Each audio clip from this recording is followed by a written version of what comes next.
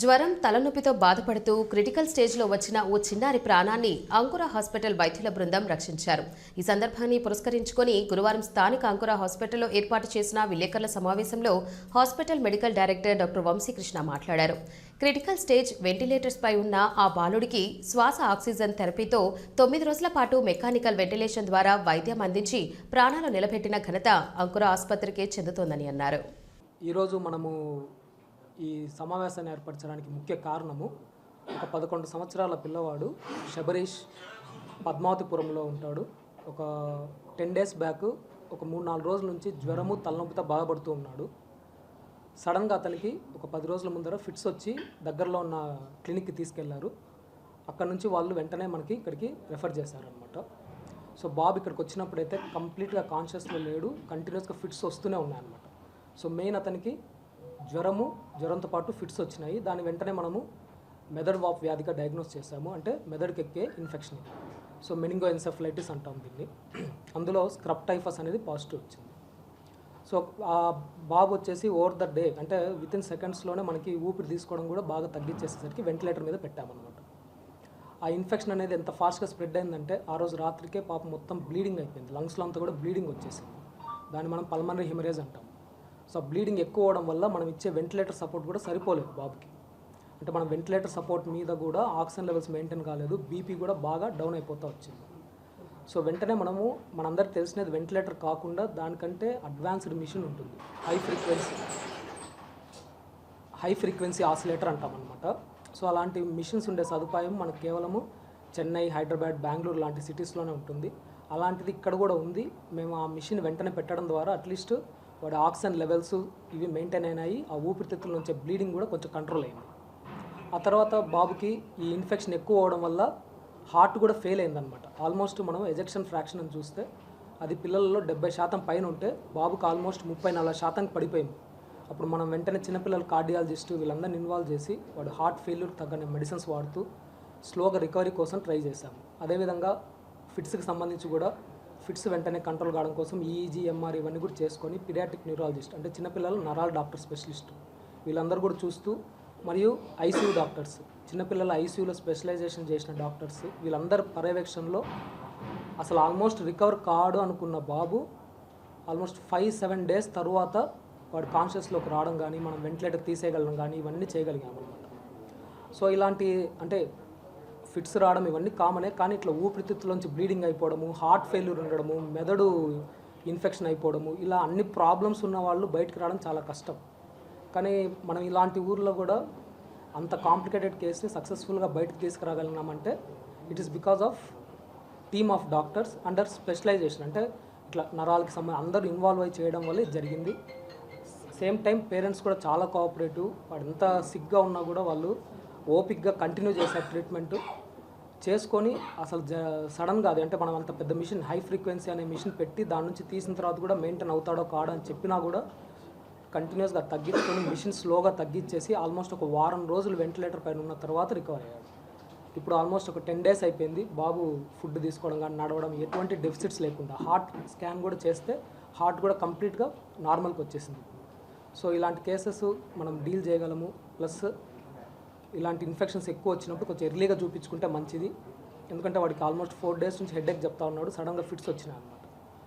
ఇలాంటి జనాలకు అవేర్నెస్ ఇవ్వాలని చెప్పి ఈ సమావేశం ద్వారా నేను తెలియపరచు. మనకి ఏదైనా ఇన్ఫెక్షన్ వచ్చినప్పుడు బ్లడ్లో ఆ ఇన్ఫెక్షన్ ఉన్నప్పుడు అది అన్ని అవయవాలకు స్ప్రెడ్ అవ్వచ్చు. సో ఫస్ట్ మనకు బయటపడింది ఏంటంటే తలకు స్ప్రెడ్ అయింది కాబట్టి ఫిట్స్ ద్వారా బయటపడింది. అది ఊపిరితిత్తుల్లోకి వెళ్ళిన తర్వాత నిమ్ము రావడము, బ్లీడింగ్ కావడం జరిగింది. అది హార్ట్ దగ్గర కూడా వెళ్ళింది. బ్లడ్లో ఉండే క్రిమి బ్లడ్ ఎక్కడికి వెళ్తే అక్కడికంతా క్రిమి వెళ్ళొచ్చు. మనం ఏ స్టేజ్లో రికగ్నైజ్ చేస్తామో ఆ స్టేజ్లో ఆపొచ్చు. కానీ బాబు వచ్చేటానికి అది మొత్తం అవయవాలని కొట్టేసింది. సో ఇన్ఫెక్షన్స్ ఎక్కువ ఉన్నప్పుడు కొన్నిసార్లు మల్టీ ఆర్గాన్ డిస్ఫంక్షన్ అంటే అన్ని అవయవాలు అఫెక్ట్ అవుతాయి.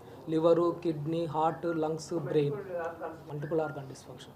కేవలం ఇన్ఫెక్షన్ వల్ల కాబట్టి ఈజీగా బయటకు వచ్చినాడు. ఇంకా లోపల వేరే ఏదైనా ప్రాబ్లమ్స్ ఉంటే బయటకు రారు. ఇన్ఫెక్షన్ కాబట్టి అది కూడా మనం టైమ్లీ రియాక్ట్ అయ్యి ఆ మెడిసిన్స్ అవి పెట్టుకోవడము. పాపం హార్ట్ ఫెయిల్యూర్ కూడా కాస్ట్లీ ఇంజెక్షన్ ఉంటుంది, ఐవీఐజీ అని. అట్లాంటి ఇంజెక్షన్ అవి పెట్టడం ద్వారా అంటే వాళ్ళు కూడా సహకరియాలి, మన పేషెంట్స్ కూడా సహకరించడం వల్ల అన్ని ట్రీట్మెంట్ టైం జరగడం వల్ల అసలు అంటే రికవరీ హోప్ అనేది 1-2% కూడా లేదని చెప్పున్నాం. ఎందుకంటే ఫస్ట్ వచ్చిన రోజులనే మామూలు వెంటిలేటర్ కాకుండా హై ఫ్రీక్వెన్సీ ఆసిలేటర్ వెంటిలేటర్ దాని మీదకి వెళ్ళిపోయినాడు. అలాంటి పేరు కానీ అట్లాంటి మిషన్ కానీ తిరుపతిలో ఎవరు చూసి ఉండరు కూడా. సో అది వెంటిలేటర్ కంటే అడ్వాన్స్డ్ అనమాట. సో అలాంటి మిషన్ మీద పోయి కూడా వాడు బయటికి రాగలిగినాడు. ఇంతకుముందు కూడా ఒక కేసు చెప్పాను నేను, అంటే ఆల్మోస్ట్ ఒక 5 months బ్యాక్ అనుకుంటా. ఇంతకుముందు కూడా ఒక కేసు ఇట్లా బయటకు వచ్చింది హెచ్ఎఫ్ఓ మీద. అంటే మనం సంవత్సరానికి మ్యాక్సిమం ఇప్పుడు స్టార్ట్ చేసినప్పటి నుంచి ఈ మిషన్ మనం తెచ్చింది కూడా 2 years బ్యాకే. ఒక 2-3 కేసెసే మనం పెట్టుకుంది. అంటే నేను దాని సివియారిటీ చెప్తున్నా. అంటే అన్ని కేసులకు అట్లా అవసరం పడదు, ఎప్పుడో ఒకసారి ఇట్లా జరుగుతుంది. అప్పుడు ఉన్నా కూడా మన దగ్గర ఆ మిషన్ పెట్టుకోవచ్చు. ఓన్లీ మెట్రోపాలిటన్ సిటీస్లో ఉంటుంది. మిగతా వాళ్ళు ఎందుకు పెట్టుకోరంటే సేమ్ నేను చెప్పాను కదా, ఎప్పుడో సంవత్సరంలో ఒకసారి వచ్చే కేసుకి ఎవరు పెట్టుకోరు కదా. కానీ మనం పీడియాట్రిక్స్లో అన్నీ ఉండాలా, అన్ని అవైలబిలిటీ ఉండాలా, డయాలసిస్ ఉండాలా, కేసులు తక్కువే రావచ్చు. ఎందుకంటే అందరికి ఇంత ప్రాబ్లం రాదు, ఎవరికో ఒకరికి వస్తుంది. సో అట్లా వచ్చినా కూడా మనం అక్కడ పైకి రెఫర్ చేయకుండా మనమే అన్ని చేసేటట్టు ఉండాలని మీ మిషన్ పెట్టుకుంటాం. అంటే పీడియాట్రిక్స్ ఉమెన్ మెయిన్, పీడియాట్రిక్స్లో sub specialities, paediatric cardiology, paediatric neurology అట్లా ఉన్నాయి. రోబో సర్జరీ కిడ్స్లో ఇంకా ఏమి ఎవరు చేయట్లేదు. చిన్నపిల్లల్లో ఇంకా ఎవరు రోబో సర్జరీ స్టార్ట్ చేయలేదు. సో అలాంటిది ఏమన్నా వస్తే ఫ్యూచర్లో మనం ప్లాన్ చేయొచ్చు. ఫస్ట్ ఫోర్మోస్ట్ ఏంటంటే పిల్లల్ని మనము అట్లీస్ట్ సీజన్ ఉండే టైంలో అంటే ఇప్పుడు చలికాలము వానాకాలంలో మనం ఈ ఫంక్షన్స్కి వెళ్ళేది ఇవన్నీ మ్యాక్సిమం తగ్గించుకోవాలి. పిల్లల్ని తీసుకెళ్ళడం at least.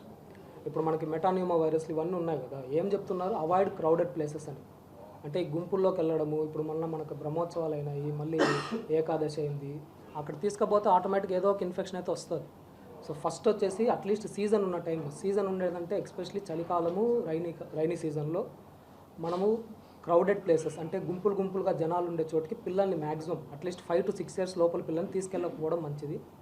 Second thing hand washing. పిల్లల్ని బాగా తినే ముందర కానీ నోట్లో పెట్టుకునే ముందర ఖచ్చితంగా హ్యాండ్ వాష్ చేసుకోమని చెప్పాలి.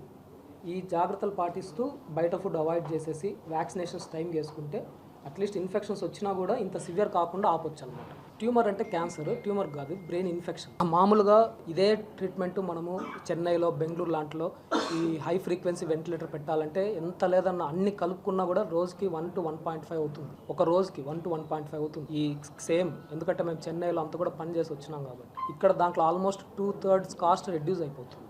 ప్లస్ మనకు వాళ్ళు కొంచెం poor section of family, so వాళ్ళకి కొంచెం మనము మన దగ్గర పూర్ పీపుల్కి కూడా అవకాశం ఇవ్వాలని చెప్పి వాళ్ళు చేసుకున్నంతనే అడ్జస్ట్ చేసి చేసుకుంటున్నాం.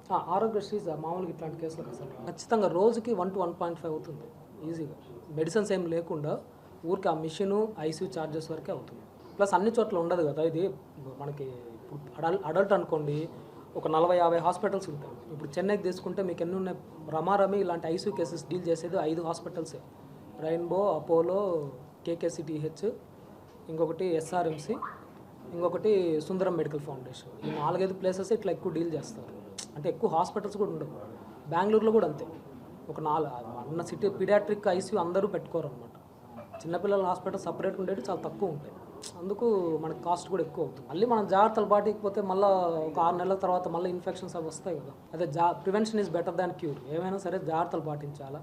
మన వాళ్ళకి చెప్పేది మోస్ట్ ఇంపార్టెంట్, క్రౌడెడ్ ప్లేసెస్ ఇలా మనం పోయి ఏకాదశి రోజు అందరం పోవాలి దర్శనం చేసుకోవాలనుకుంటే కష్టం. వాటి వల్ల సగం ఇప్పుడు ఇన్ఫెక్షన్స్ ఎక్కువ. బాబు పేరు Sabareesh. Plus first fever, headache. మేము అంటే చిన్న డాక్టర్ దగ్గరికి వెళ్ళి చూపించాము. అక్కడ ఏం చెప్పారంటే స్క్రబ్బల్ వైరస్ అనేసి ఏదో ఇంజక్షన్ తీసుకొని వచ్చేసాం 2 days. అది ఫీవర్ ఎక్కువ అయిపోయింది, మళ్ళా హెడేక్ ఎక్కువ అయిపోయింది బాబుకి. మేము వేరే హాస్పిటల్కి వెళ్ళాం. అక్కడ సెలైన్ పెట్టి చేస్తున్నారు, ఫిట్స్ లాగా వచ్చేస్తుంది. అక్కడి నుంచి మీరు ఎక్కడికన్నా బెటర్ ట్రీట్మెంట్ కావాలంటే అంకురా లేదంటే చెన్నై ఇలాంటి చోటుకి వెళ్ళొచ్చు, ఇక్కడ మా వాళ్ళకి కాదు అని చెప్పారు. అక్కడి నుంచి వెంటిలేటర్ మీద బాబుని ఇక్కడ తీసుకొచ్చాం అంకురా హాస్పిటల్కి. నిజంగా చెప్పాలంటే నాకెవరు గైడెన్స్ చేయాలో నాకెవరు చెప్పలేదు. నా మనసులో ఉన్న మాట చెప్తున్నాను. బాబు రికవరీ అవ్వడం అని చెప్పేశారు ఫస్ట్. అంటే 2 days చూస్తాము, ఇంకా కాదు 50-50 ఛాన్సెస్, మా వాళ్ళకి కాదు అనే స్టేజ్కి చెప్పేశారు. కానీ సృష్టిలో దేవుడు ఎంతవరకు నిజంగా ఉన్నాడు అంటే అది డాక్టర్ మూల్యంగా నిజంగా ఉన్నారు సార్. మాకు ఎవరు చెప్పలేదు, మా మనస్ఫూర్తిగా చెప్తున్నాము. మా అబ్బాయి ఈరోజు మాకు రికవరీ చేశారంటే సారు కృష్ణవంశీ సారు మాకు చాలా సపోర్ట్ చేశారు. అంటే అది వెంటిలేటర్ హైకు ఏదో చెప్పారు, మాకు అర్థం కాలేదు సార్. కానీ మీరు రిస్క్ తీసుకుంటే మేము చేయగలుగుతామని చెప్పాము సార్. మేము దేవుడి తర్వాత మిమ్మల్ని నమ్ముతున్నాం సార్ అని చెప్పాము. మా బాబుని జాగ్రత్తగా ఇచ్చేసారు. ధన్యవాదం సార్ మీకు. అంకుర హాస్పిటల్ టీమ్ డాక్టర్స్ మొత్తానికి ధన్యవాదం సార్.